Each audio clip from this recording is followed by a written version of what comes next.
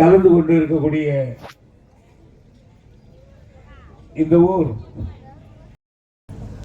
அரசியல் நடத்தினால் கூட அவற்றை எல்லாம் பொருட்படுத்தாமல் என் முகத்தை பார்த்தவுடன் பாசத்தை பொழிந்து விருது அழைத்து போகிறவர் எங்களுடைய கேட் மணி அவர்களுக்கும் என்னுடைய நன்றியை தெரிவித்துக் கொள்கிறேன். இந்த நிகழ்ச்சியை சிறப்பாக நடத்தியிருக்கிறார்கள். 2 மகிழ்ச்சி.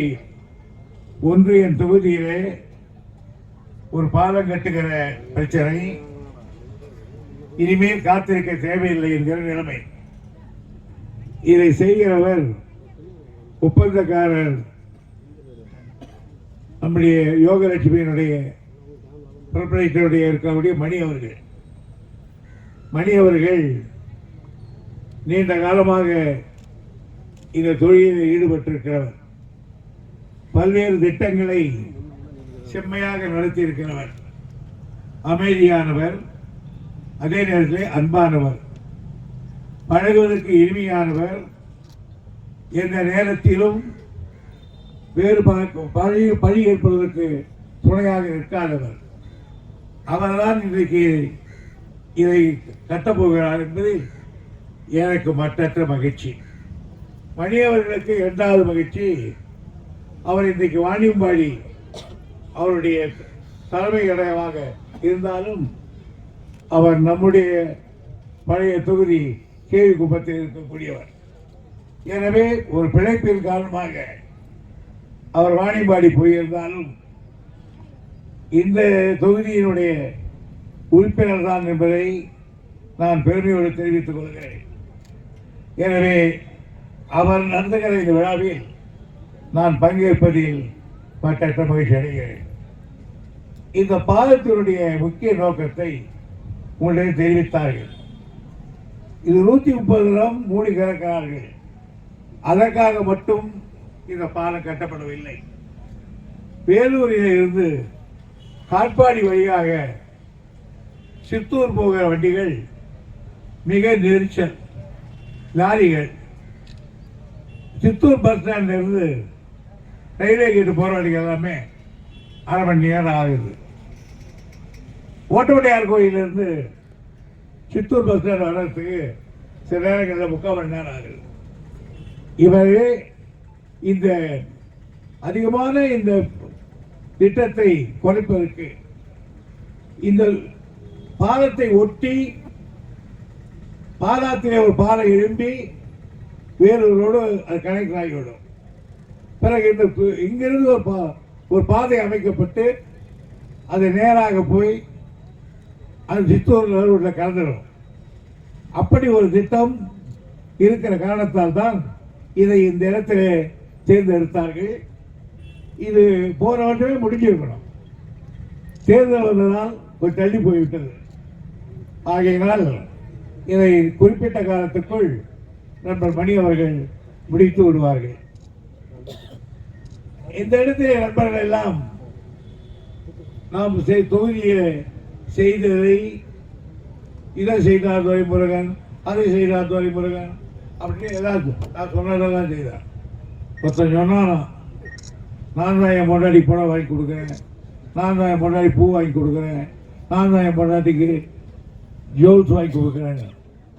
உன் பொண்டாட்டிக்கு கட்டிக்கிறவன் நீ தானே வாங்கி கொடுக்கணும். ஊரான வாங்கி கொடுப்பான், ஊரான நிறைய பேர் வாங்கி கொடுத்துருவான். அது மாதிரி கட்டிக்கிறது நான் தானே உங்களோட வைக்கணும், நான் தானே அதை ஒரு செய்தார் அப்படி. ஆகையால் ஆனால் மக்களுக்கு தேவையான வாக்குறுதிகளை நிறைவேற்றணும். என்னுடைய வெள்ளைக்காரங்காலத்தில் 250 வருஷமா கட்டாத ஒரு பாலம், காங்கிரஸ் பீரியட்ல 20 ஆண்டுலே கட்டாத ஒரு பாலம், பொன்னை பாலம். அந்த ஊருக்கு போனோம்னா இந்த கரையில் அந்த கரைக்கு போகும்போது ஒரு 10 பேர் அந்த கரையில் உட்கார்ந்து இருப்பான். தண்ணி அங்கே நிற்கிறோம். சார் பாட்டிக்கு போறீங்க, லெஃப்ட் வாங்க லெஃப்ட் வாங்கணுமா. நல்லது சொல்றாங்கன்னா நான் விடுவோம். டொங்குன்னு ஒரு லாரி கார் போயிடும். உடனே உள்ள வச்சிங்களா 10 பேர் திருடுவாங்க. அதுக்கப்புறம் தள்ளுறான்னா 300-400 கொடுக்குறோம்.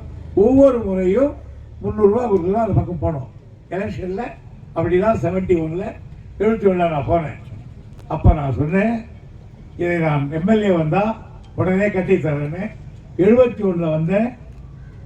73க்குள் பாலம் கட்டப்பட்டு 74 25 நின்று போச்சு வந்தது. அதுக்கப்புறம் எல்லா பாலங்களும் கட்டுக்க நிலைமை. இன்னைக்கு அம்புண்டி 2 பாலம், திருவள்ளத்தில் பழைய பாலம் இரும்பு பாலம், அது பக்கத்தில் ஒரு பாலம், காட்பாடிக்கும் 3 பாலங்கள். இங்கே நரசிம்மன் சொன்னாரு போலூர் சுப்பிரமணியம் பாலம், அதுவும் நான் கண்டது தான். திருமதி 2 பாலம் இருக்க விரதம்பட்டு பக்கத்தில், அது 2ம் நான் கண்டது தான். கடைசியாக பண்ணது தான் காரணாம்பட்டில் ஒரு பாலம் நான் தான் கட்டியிருக்கிறேன். அதே மாதிரி இன்னைக்கு அவ்வளோ தூரம் போக தேவையில்லைன்னு மேல்பாடியிலிருந்து ஒரு பாலம் 300 கோடி ரூபாயில், அதான் 30 கோடியில் அதை கட்டியிருக்கேன். அதே மாதிரி வெள்ளைக்காரங்காலத்தில் இருந்து இங்கே எல்லாம் தெரியும், பள்ளிக்கொண்டாவுக்கும் குடியாத்தம் அந்த ஐதேபுரத்துக்கும் ரோடு கிடையாது. மழை வந்தால் எல்லா பஸ்ஸும் இந்த பக்கம் தான் வருவான். அந்த பாலத்தை கட்டி கொடுத்தேன். ஆகியனால அதே நேரத்தில் குடியாத்தம் ரயில்வே ஸ்டேஷன் மேலே ஒரு மேம்பாலம் போது அதையும் கட்டி கொடுத்தோம். கீழே பசுமாத்தூர் பக்கத்தில் ஒரு மேம்பாலம், அதையும் கட்டி கொடுத்துருக்கோம். அவர்களுடைய ஆட்சியில் ஒரு பாலம் கட்டியிருப்பாங்க, மற்றது முழுவதும் நான் தான் கட்டி கொடுத்தேன். ஆகியனால மக்களுக்கு இவையெல்லாம் நிரந்தரமாக இருக்கக்கூடியவைங்க.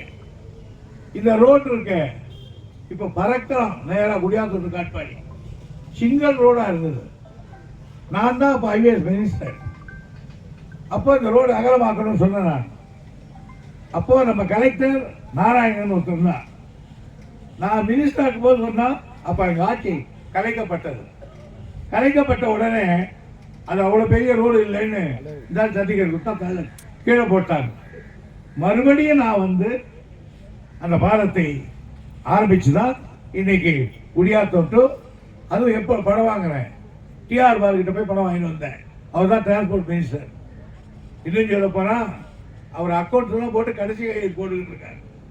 அதில் போய் கையெழுத்து வாங்கி 46 கோடி ரூபாய் கொண்டு வந்து அது அப்படியே இது வந்து போயிட்டு போச்சு. அது மேற்கொண்டு பேராமலுக்கு மேலே. ஆகையினால் இப்பொழுது நான் கேட்டிருக்கேன். இப்போ கூட நேற்று கூட வேறுகிட்ட பேசிக்கிட்டு இருந்தேன். காட்பாடி இந்த ரயில்வே மேம்பாலத்திலிருந்து ஆந்திரா வரையில் போகிற அந்த சாலையை அகலப்படுத்தி பக்கத்தில் டிக்கெட்டு கொடுத்து பண்ணாதான் தாக்கு பிடிக்கும் என்று நான் சொல்லியிருக்கேன். அது வரேன்னு சொல்லியிருக்காரு. ஒரு பெரிய பாலம் 48 கோடி ரூபாயில் நாங்கள் இதை கட்டியிருக்கோம். அதுக்கு லைட் போடணும். அது சொன்னேன் நான். அவர் உடனே போன் போட்டு எங்களுக்கு பணம் இல்லைனாலும் எங்கேயாவது சேவிங் அடிச்சு போடுங்க, அப்புறம் பார்த்துக்கலாம் சொல்லியிருக்காரு. இது ஏன் உடனே எனக்கு தெரியும் நான் ஹைவேஸுக்கு வந்து என்னென்ன பண்ணணும். ஆகியனால் விரைவில் வேலை வச்சு தான் அந்த விழா நடத்த போகிறேன். ஆகவே மக்களுக்கு நாம் செய்யணும். அதே நேரத்தில் விவசாயத்தை பொறுத்தவரை மூர்தேனா டேம் கட்டப்பட்டதால் தண்ணி லத்தேரி வெளியே வருது. காய்கி போகிற பூமியெல்லாம் இன்னைக்கு வளமாக இருக்கு. அங்கே பார்த்தீங்கன்னா நான் தேர்தலுக்கு போனேன், எல்லாரும் பாராட்டினாங்க. ஐயா உங்களால் தான் முப்போகம் அறுக்கிறோம் அப்படின்னாங்க. முப்போகம் அர்த்தம் இருக்கிற ஒரு போகம் ஒரு ஓடு போட்டுறோன்னு சொல்லுவாங்க. ஒரு அங்கே தான் போட்டாங்க, இல்லைன்னு சொல்ல. எனவே மக்களுக்கு தொண்டாற்றுவதற்கு வயது காரணம் அல்ல. நான் தலைவர் இடத்துல பாடம் படித்தவர். என் தலைவர் 92 வயசு வரையில் இந்த இயக்கத்துக்காக உழைத்தவர். அவரால் உருவாக்கப்பட்ட நான் 100 வயசு வரையிலும் இப்படிதான் உழைப்பேன். எவரும் தடுத்து விட முடியாது, நிற்க முடியாது. வேலை இல்லைன்னா சும்மா நிற்க முடியாது. ஆகையினால ஏதாவது வேலை இருந்துகிட்டே இருக்கணும். தலைவர் சொல்லுவார், வேலை இருந்துகிட்டே இருக்கணும், செய்தாதான், இல்லைன்னா நோய் வாய்த்தோம். கொஞ்ச நேரம் உட்கார கூடப்பட மாட்டான். ஆகையினால் இந்த தொகுதியை பொறுத்த வரையில் நாம் திட்டங்களை செய்திருக்கிறோம். இந்த அம்மையார் அவர்கள், இந்த சேனூர் தலைவர் அவர்கள் பெருமாள்பேட்டை அது ஒரு மாதிரியான ஊராட்சி. மற்றும் பாரதி நகர் பகுதிக்கு சுடுகாடு இடங்கள். யாரும் உயிர் உள்ள சுடுகாடு பகுதிகள். எல்ஜி புத்தூரில் கால்நடை மருத்துவமனை. எங்க பிடிச்சிருக்க 2 ஊரை நீங்க வீட்டுக்காரர் மணியை கேளுங்க கொடுக்கலாமான்னு. ஆக 2 ஊர் கொடுக்கலாமான்னு கேளுங்க. எனக்கு என்ன கொடுத்துருக்காங்கன்னு கேளுங்க. சரி, இந்த சுடுகாட்டு பிரச்சனையை அம்மா கிட்ட கொடுக்குறேன். ஏதா அப்படி கேட்குறா இருக்கிறோம். இதை சுடுகாடு மருத்துவமனை எப்படி பார்த்துக்கிறேன்.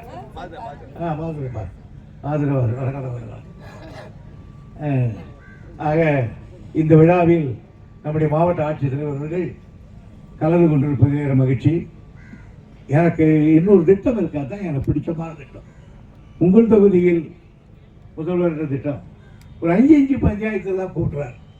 கூட்டி என்ன வேணும் கேட்டு நிவர்த்தி பண்றார். அம்மையார் அவர்களும் நான் பல கலெக்டர்களை பார்த்திருக்கேன்.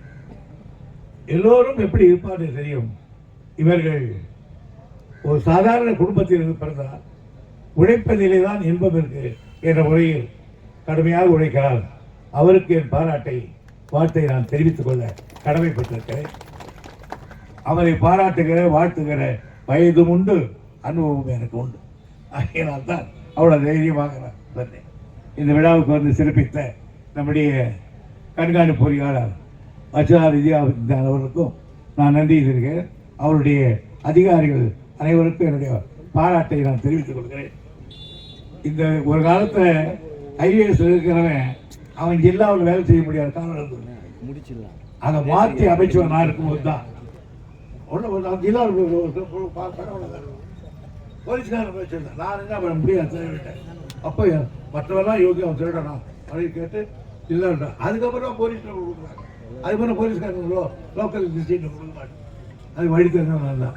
எனவே நன்றி, வணக்கம் எல்லோருக்கும். நன்றி. கொஞ்சம் சேர்த்து போட்டு பாருங்க.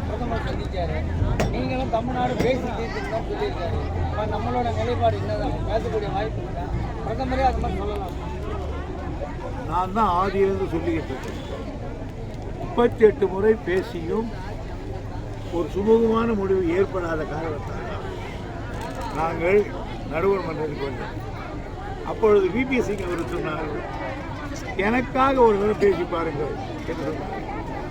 நேரடியாகவே பட்டேலும் கலைஞரும் ஏன் தேவகவுடா அப்பொழுது பிரதமர் அவரை வைத்துக் கொண்டு பேசினோம்.